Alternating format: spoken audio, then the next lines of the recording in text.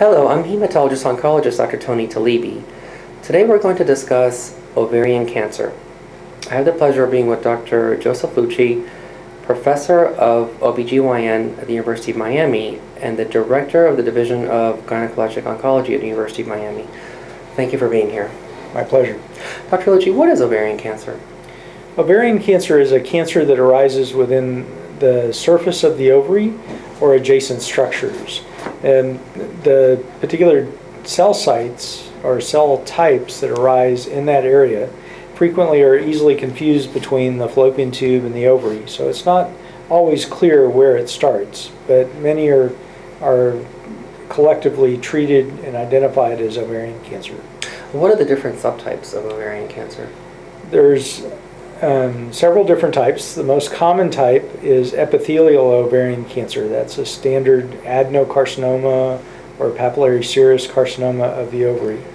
There's other types that include some sarcomas, carcinosarcoma, and very rare tumors that are germ cell tumors. Those typically occur in younger women than the epithelial. Epithelial cancers typically occur in the 40s, 50s, 60-year-old age group. And what are some risk factors that predispose one to developing ovarian cancer? Ovarian cancer is associated with long periods of ovulation. So patients that have never been pregnant have early onset of menarche or first menses, or late onset of menopause or cessation of ovulation are at greatest risk. Birth control pills can substantially reduce the risk of ovarian cancer by as much as 50% with prolonged use. And why is that? Well, birth control pills are felt to reduce ovulation, and it's the hormones and other chemicals that are associated with the ovulatory event are what's thought to induce the cancers. So isn't the rupture of the wall of the ovary, the epithelial wall, that causes this constant insult and eventual cancer? That's one of the theories that's being put forth at this time, whether it's the actual chemicals that are utilized to break through the wall of the ovary, or if it's the hormonal changes that are resulting from that. It's not exactly clear. I see. Is there ever a time that's appropriate for the woman to seek genetic counseling or for their family to seek genetic counseling? Yes. About 15 to maybe as much as 25% of ovarian cancers can be genetically related.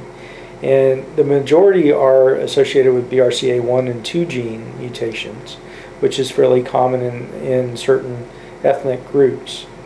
Patients that have a very strong family history of breast and ovarian cancer, even if there's no ovarian cancer, even those families that have very strong history of breast cancer can be at increased risk for ovarian cancer.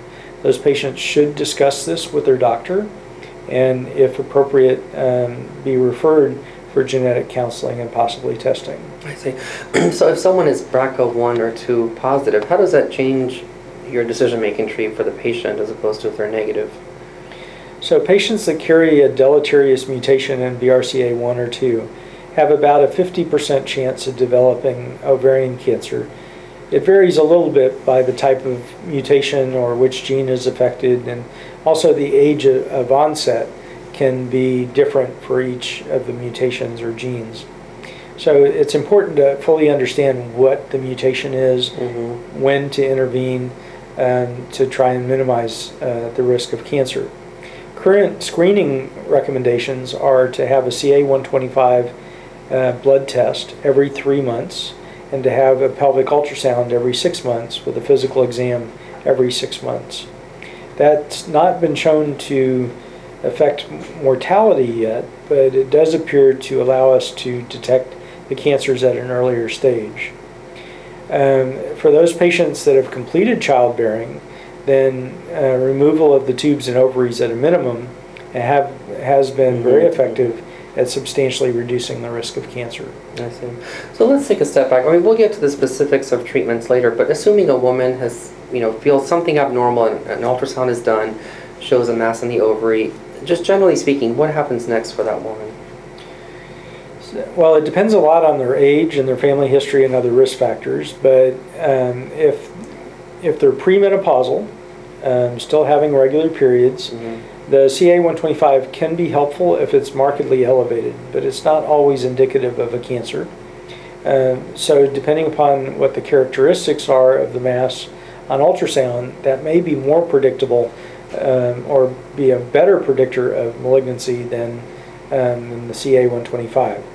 So it's not only important to look at whether or not there's a mass on ultrasound, but to look at whether it's simple or complex, whether there's solid components, whether it has a lot of divisions within the mass, and if there's any other signs of malignancy, such as fluid in the abdomen or other sites of tumors. Also, if both ovaries are involved, that's very suggestive of malignancy. I see. Many women do have symptoms of ovarian cancer as much as 6 months in advance of cancer. Unfortunately, those symptoms are very vague and frequently not associated with the ovaries.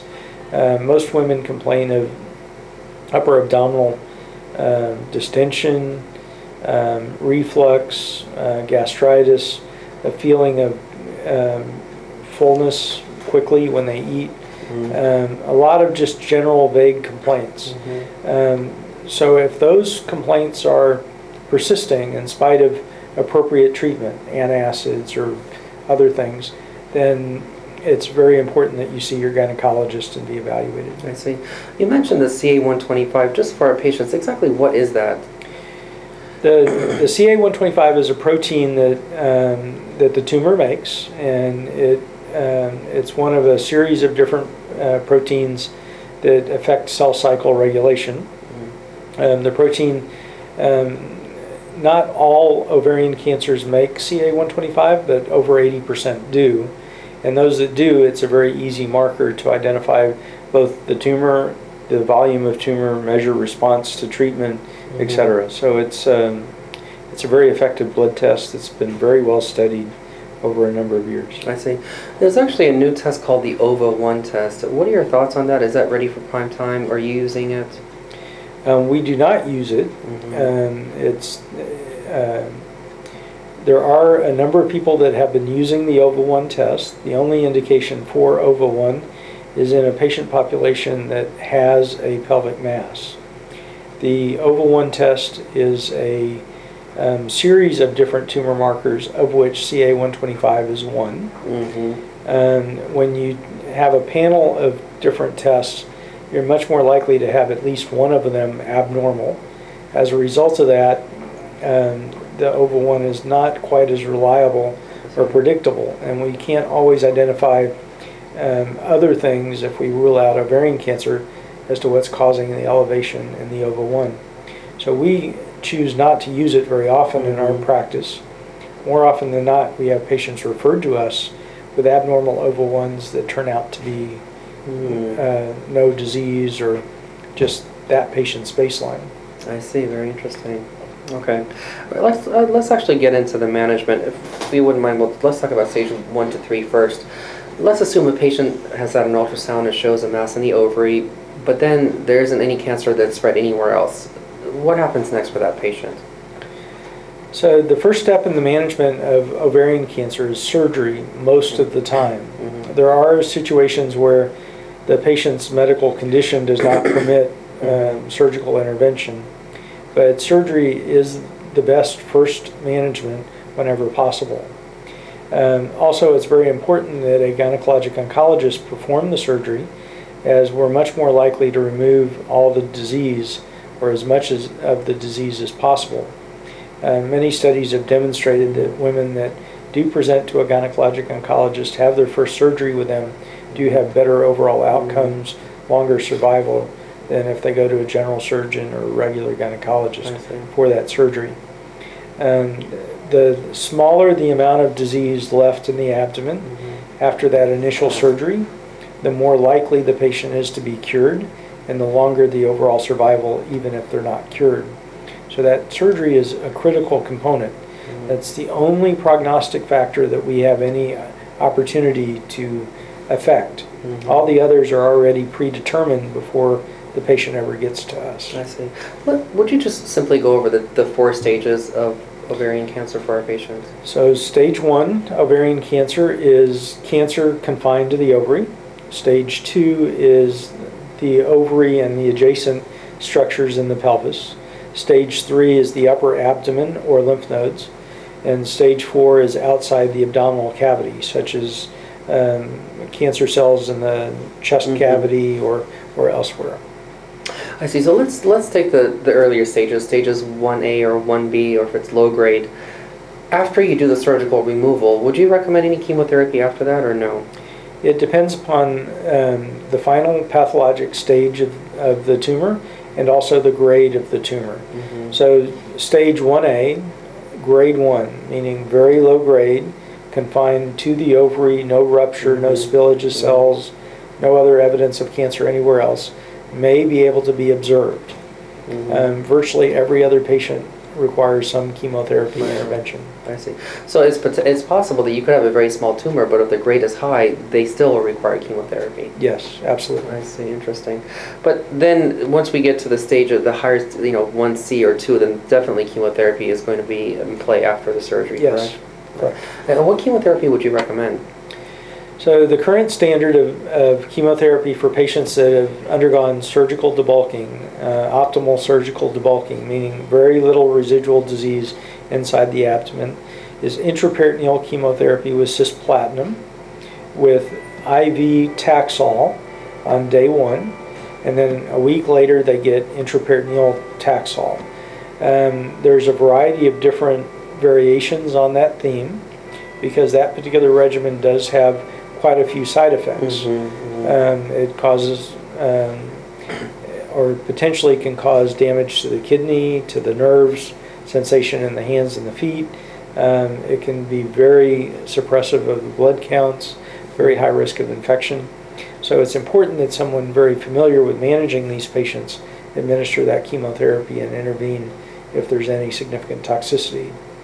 The other alternatives are carboplatin, which is much easier on the kidney and on the nerves, but Taxol can still continue to cause a problem with the nerves. So we have to be careful, and we can use sister drugs at times, but it does require an expert in the area, someone that knows the drugs, knows the patient, can do the appropriate selection and management. So if someone does need intraperitoneal chemotherapy, you place a catheter? At the time of the initial surgery or at a second operation, we place a catheter that delivers the chemotherapy directly into the peritoneal cavity. And that catheter is later taken out? We usually leave the catheter in for at least a few months after the initial chemotherapy, just to make sure that everything is going smoothly and there's no immediate recurrence. But usually within the first year from diagnosis, that catheter comes out. Is that something that the patient can go to work with if they have a catheter? Is that something that others can see? The catheter is under the skin. It's completely protected. There's no maintenance for the patient themselves, as they would be getting chemotherapy frequently enough initially that doesn't require any flushing or other problems. It's very low maintenance. I see. So it would be like a portacath, except in the abdomen. Oh, Yes. very interesting. I see. So this concept of optimal debulking, it's so important. Would you just please again explain to our patients what that is, what that means? So when we take a patient that potentially has ovarian cancer to the operating room, we want them to understand that the surgery can be very lengthy. It can involve a lot of different procedures. In addition to just removing the uterus, tubes, ovaries, we may also remove the lymph nodes, the omentum, a big fat pad in the upper part of the abdomen. We may have to remove segments of bowel that are involved with the cancer in order to get to a smaller volume of disease. Frequently that requires resection of the sigmoid colon in the pelvis. Other areas that may be affected are the diaphragms. The covering of the diaphragm is frequently affected by the cancer cells, and stripping that peritoneum off the diaphragm may be necessary in order to reduce the tumor burden. The goal is to have certainly less than 1 centimeter disease, but if we can get the patient down to no visible disease to the naked eye, that's certainly the best option. So this is a very serious surgery. Are there people who are not candidates for this type of surgery? Patients that have any significant cardiac or renal dysfunction may not be a good candidate. Also, this surgery may result in significant blood loss, so the patients have to be willing to take blood transfusions or other blood expanders to be able to undergo a full procedure. Over 50% of the patients will require a blood transfusion either during or after the surgery because of the extent of the operation. What are the potential complications that can arise? So it depends upon exactly what the procedure was that was performed, but anytime there's a bowel resection, there's a risk of leak of where we put the bowel back together, and major infection as a result of that. The biggest problem that many of our patients experience is fluid shifts. The ascites, or the fluid that's in the abdomen with the cancer, many times that when we give IV fluids, many times that'll make that fluid recur much more rapidly, and that can put pressure on the major blood vessels and reduce blood flow to the kidneys, to the heart, to the liver, other things. So it does require intensive care after the operation, at least 50% of the time in patients that may have any compromise of heart or lung or liver or kidney function. So it's a very serious operation. It needs to be done in expert hands, basically. Yes. I see. What is the recovery time? When can the patient be back to herself? Well, after that surgery, we usually wait anywhere from 2 to 3 weeks, occasionally a little bit longer, depending upon how well the patient's recovering from the operation, before we start the chemotherapy. But the sooner we start the chemotherapy, the better. But usually it's about 5 days in the hospital, another week at home, just to make sure that the patients are functional at home, and then we start the chemotherapy. I see. And how long does the chemotherapy go for? How many cycles would you typically do? Typically it's 6 cycles of treatment. So, and one cycle would be 3 weeks in length. I see. And when you finish the chemotherapy, what happens after that? After the chemotherapy, we usually do a full assessment of the disease status with either a CAT scan or a PET CT, and the CA-125, and a full physical examination. After such time that we deem that there's no residual cancer, then we usually follow the patients every 3 months for the first 2 years, and then start to spread it out further than that after the first 2 years. I see. What if the CA-125 begins to rise again? What do you do in that scenario? It depends upon how much it's rising and over what period of time. We're usually looking for a trend over time, not a single elevation. There's many things that can cause an elevation in CA-125. Any significant infection has been shown to do that. Certainly one that occurs within the abdomen. Many of our patients are a little older and they have diverticular disease and or other inflammatory changes in the abdomen, which has been associated with rather significant elevations in CA-125. So we usually follow it. If we detect an elevation, we'll usually follow it more frequently than the every 3 months to make sure that we know what the trend is. And if it's consistently going up, then that would be concerning for recurrence, and we would follow that up with imaging such as another CAT scan or PET CT scan, and possibly even surgery if necessary to evaluate if indeed there is recurrence of the disease. What if you don't see any evidence of recurrence, but the CA-125 is just going up? Do you empirically start treatment, or do you wait? There's a lot of debate in our literature about doing that, because if there's consistent elevation in the CA-125, the majority of those patients ultimately do have recurrence of their cancer. And there are some that would advocate starting chemotherapy. There are others that advocate waiting because there's no proven benefit to starting early than late. And so our intervention here at University of Miami is based on whether or not there's detectable disease, whether or not there's any symptoms, if there's any other explanation for the CA-125. We may also try and use less toxic interventions, such as various hormonal therapies, to see if we can slow the rise. So it depends upon the patient and their situation as to what we would do. What would be some examples of the hormonal treatment you would utilize? Some patients respond well to either tamoxifen or a combination of estrogen and anti-estrogen like tamoxifen, or Megace and tamoxifen on a cyclical basis. So there's a variety of different hormonal regulations.